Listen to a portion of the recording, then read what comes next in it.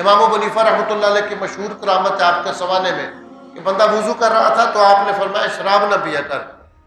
اس نے کہا کہ آپ کو کیسے پتہ چلا؟ فرمایا تیرے وضو کے ساتھ جو گناہ کے اثرات گر رہے تھے اس سے مجھے معلوم ہو رہا تھا تجھے گناہ کرتا ہے. تو آپ بزرگ بھی ہو، غوث کتب بھی ہو، اس کے پاس اس لیے ان چیزوں میں احتیاط کرنی چاہیے. جو بال ہے، کسی بڑے بزرگ کا بال بھی ہو تو مسجد کے اندر پھینکنا اس کو مکروہ ہے. یہ رسول اللہ صلی اللہ علیہ وسلم کی شان ہے.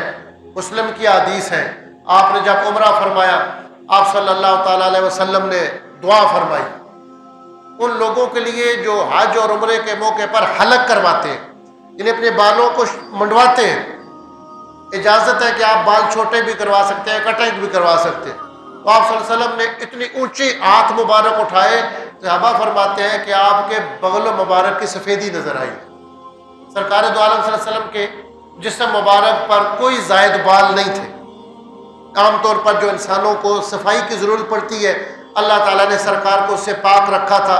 لیس علی جسدہ شعر الا الخط من الصدر الى السرہ. آپ صلی اللہ علیہ وسلم کے جسم مبارک پر جو سر مبارک ہے اور جو داڑھی مبارک ہے اس کے علاوہ صرف اتنے بال تھے کہ آپ کے سینہ مبارک سے لے کر ناف تک ایک بالوں کی لکیر تھی. جہاں آپ صلی اللہ علیہ وسلم کا شق صدر ہوا تھا، جبریل علیہ السلام نے اللہ کے حکم کے مطابق سینہ مبارک کو چیرا تھا. 3 مرتبہ یا 4 مرتبہ شق صدر مبارک ہوا. خصوصاً جب معراج شریف کا واقعہ ہوا اس سے پہلے خصوصاً سینہ مبارک، جس کو ایک روحانی آپریشن کہتے ہیں، اللہ تعالیٰ حکم فرماتے تھے. اور لیسا بآلۃ، اس میں کوئی چھری استعمال نہیں ہوئی، کوئی آلہ استعمال نہیں ہوا. جبریل علیہ السلام اشارہ کرتے تھے، سینہ مبارک کھل جاتا تھا، دل مبارک کو نکالا. یہ حدیث صحیحہ کے اندر ہے. اس پر بھی بعض لوگ اعتراض کرتے ہیں کہ اگر اس کی ضرورت کیا تھی، اس کی ضرورت کیا تھی؟ یہ حدیث صحیحہ کے اندر اس کا بیان ہے. نبی پاک علیہ الصلوۃ والسلام کا یہ اعزاز ہے، اللہ نے آپ کو یہ شرف دیا ہے. سینہ مبارک کھولا گیا اور جب وہ سینہ مبارک بند ہو گیا اور جبریل علیہ السلام نے انگلی کا اشارہ کیا تو آپ کے سینہ مبارک سے ناف تک جہاں تک وہ جگہ تھی وہاں اللہ نے بال مبارک پیدا فرما دیے.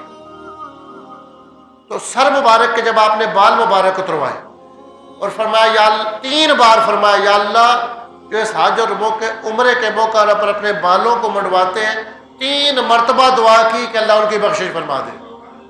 3 مرتبہ رسول پاک نے دعا فرمائی. اس لیے افضل یہ ہوتا ہے کہ بالوں کو بندہ منڈوائے. تو آپ صلی اللہ علیہ وسلم کے سامنے نبی پاک علیہ الصلوۃ والسلام کے صحابہ کرام ان بالوں کو لیتے تھے، آپ خود تقسیم فرماتے تھے. کسی کو 1 بال ملا، کسی کو 2 ملے، کسی کو 3 منہ مبارک ملے. سرکار کے سارے منہ مبارک صحابہ میں تقسیم ہو گئے. یہ مسلم شریف کی حدیث ہے. تو یہ نبی کی ایک خصوصیت ہے، نبی پاک کی شان ہے. باقی کسی بزرگ کو اجازت نہیں ہے کہ اپنی زندگی میں یا اپنے سامنے وہ اپنے بال منڈواتا ہے. یہ رسول اللہ بال تقسیم کرتا ہے. یہ رسول اللہ صلی اللہ علیہ وسلم کی جو خصوصیت ہے اس پر حملہ ہے. یہ رسول پاک کی خصوصیت ہے. باقی کسی کے لیے اجازت نہیں ہے کہ پیر صاحب وضو کر رہے ہو تو نیچے ہاتھ رکھ کر تو اس پانی کو استعمال کرے. یہ رسول پاک کی خصوصیت ہے، یہ آپ صلی اللہ علیہ وسلم کی شان ہے اور یہ اعزاز ہے. اور صحابہ اکرام کی یہ عقیدت تھی کہ آپ صلی اللہ علیہ وسلم کے وضو کے پانی مبارک کو نیچے نہیں گرنے دیتے. یہ حدیث مبارکہ ہے بخاری مسلم میں. اپنے چہرے پہ ملتے اور پھر جس کو پانی نہیں ملتا تھا وہ دوسرے کے ہاتھوں پہ ہاتھ مل کے اپنے چہرے پہ ملتا تھا. فرمایا کہ